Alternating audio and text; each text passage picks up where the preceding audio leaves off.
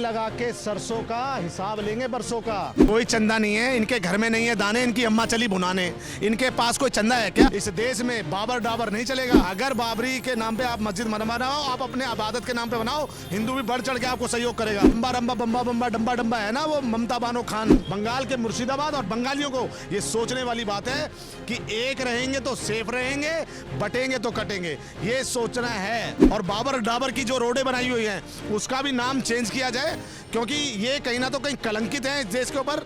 इन्होंने कोई, ये तो कांग्रेस ने ना तुष्टीकरण की राजनीति करी थी। ना अब्बू के बेटे हैं ना चाचा के भतीजे हैं, ना अब्बू के बेटे हैं ना चाचा के भतीजे हैं, ये पंचर पुत्र हैं साहब। हलाला के नतीजे हैं ये लोग, जो हलाला करके जो पैदा हुए बच्चे हैं ना, ये आज वही विरोध कर रहे हैं। पश्चिम बंगाल की धरती पर जब बाबरी मस्जिद की नींव रखी गई तो कहीं ना कहीं ये सवाल उठा कि बाबर से इस देश के मुसलमानों को क्या लगाव है।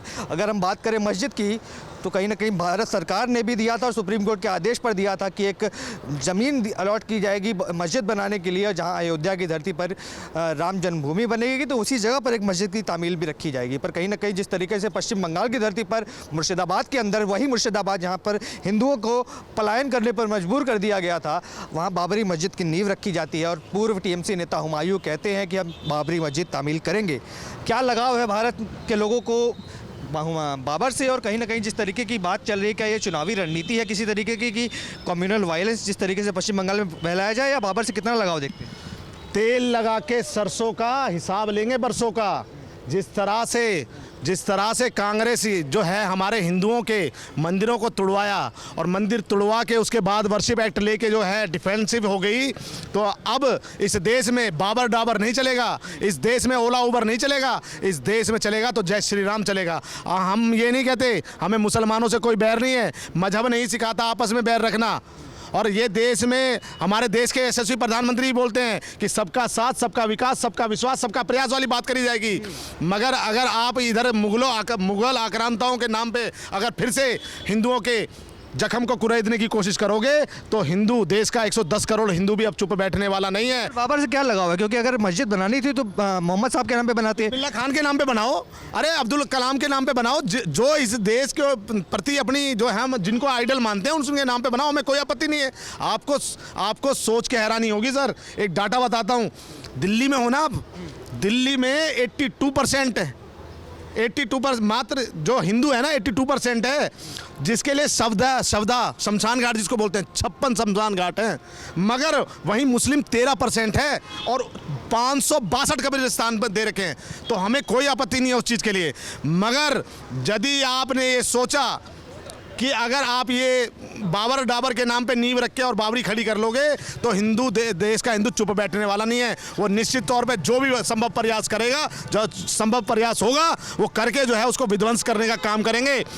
अगर बाबरी के नाम पे आप मस्जिद बनवा रहे हो, आप अपने इबादत के नाम पे बनाओ, हिंदू भी बढ़ चढ़ के आपको सहयोग करेगा। सर क्या लगता है उत्तर प्रदेश में जो भूमि आवंटित की गई थी वहाँ क्यों नहीं बनाया? अयोध्या की भूमि पे क्यों पश्चिम बंगाल में ज़रूरत पड़ गई बनाने की? ये वहाँ पे जो रंबा रंबा बम्बा बम्बा डम्बा डम्बा है ना, वो ममता बानो खान, वो किसी मुल्ला से अपना निकाह पड़ चुकी है। और अब वो ये चाहती है कि बंगाल में उसको कहीं ना तो कहीं हिंदू वोट खिसकता हुआ दिख रहा है। क्योंकि हमने देखा कि किस तरह से मुर्शिदाबाद जो नरसंहार किया था, जहाँ से 500 घर पलायन होकर जो है मजबूरन वहाँ से भागे और पलायन हो के आए, तो अब वो ये चाहती है कि कहीं ना तो कहीं बंगाल में अब हिंदुओं को जो है माइनॉरिटी में किया जाए और मुसलमानों, मैं कह रहा हूँ ये भारतीय जनता पार्टी पे बोलते हैं कि आप फेयर चुनाव करो।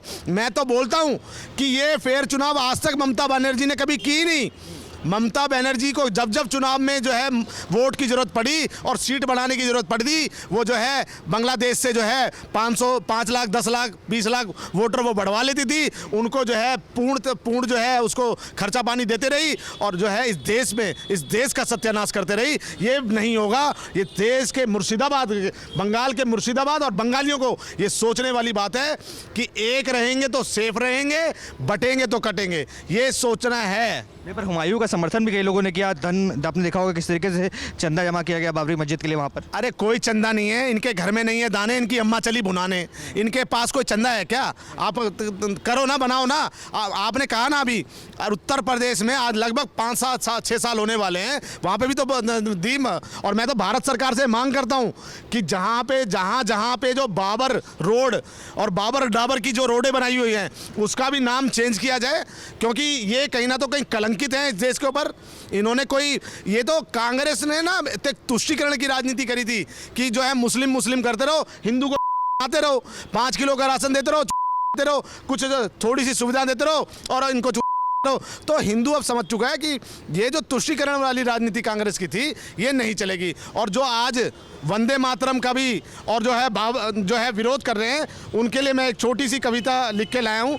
कविता मैं बोल देता हूँ कि जो आज वंदे मातरम और बाबरी का सपोर्ट कर रहे हैं ना, तो वो लोग कौन है? ना अब्बू के बेटे हैं, ना चाचा के भतीजे हैं, ना अब्बू के बेटे हैं, ना चाचा के भतीजे हैं, ये पंचर पुत्र हैं साहब, हलाला के नतीजे हैं। ये लोग जो हलाला करके जो पैदा हुए बच्चे हैं ना, ये आज वही विरोध कर रहे हैं।